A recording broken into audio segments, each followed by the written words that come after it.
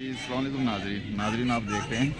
یہ ہم اس وقت کے پی کے ہاؤس میں موجود ہیں تو ادھر پارلیمنٹیرین اور سی ایم سابقہ اور موجودہ علی احمد گنڈا پور بھی ہیں، دوسرے بھی ہیں سارے،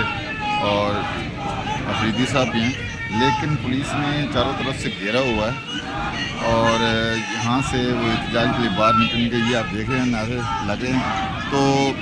میرے ساتھ سردار احسن صاحب ہیں۔ سردار صاحب کیا کہیں گے؟ دیکھیے ایک سی ایم جو ہے خود کو بھی یہاں پہ کنفائن کر دیا، آپ اپنے پارلیمنٹری رین کیا میں نے صاحب۔ یہ اس وقت یہاں پہ کوئی کم از کم 200 کے قریب 150 کے قریب پارلیمنٹرینز ہیں، ایک سابق چیف منسٹر ہیں، ایک حاضر چیف منسٹر ہیں، اور ایک بیریئر لگا کر چند پولیس والے جو ہیں وہ ان کو روک رہے ہیں، اور اس کے پیچھے ایک لیئر بنائی گئی ہے پولیس کی۔ تو یہ منسٹر انکلیو ہے، اس کے ساتھ کے پی ہاؤس ہے، تو یہاں پر محصور کر دیا گیا ہے، بند کر دیا گیا ہے، یعنی آپ اس کو سمجھیں کہ اس وقت سب جیل بنا دیا گیا ہے کے پی ہاؤس کو۔ تو یہ ایک صوبے کا، یعنی آپ دیکھیں کہ یہ ایک ایسا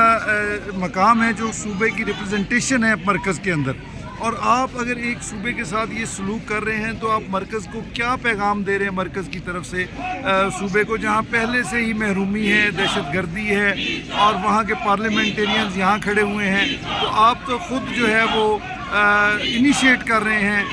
ان چیزوں کو کہ وہ لوگ وائلنٹ ہوں۔ تو یہ احتجاج، یہ مطلب یہ کیا کر لیں گے؟ یہ پارلیمنٹیرینز ہیں، یہ سمجھدار لوگ ہیں، یہ اگر پارلیمنٹ کے سامنے تک بھی چلے جائیں گے تو آپ کو صرف ایک خبر بننے سے اتنا خوف زدہ ہیں کہ خبر بن جائے گی کہ پارلیمنٹ ہے، ورنہ یہ خدا نہ خواستہ انہوں نے کوئی توپیں تو نہیں اٹھائی ہوئی کہ جو انہوں نے پارلیمنٹ ہاؤس کے اوپر چلا دیں۔ یہ نہتے پارلیمنٹیرینز ہیں اور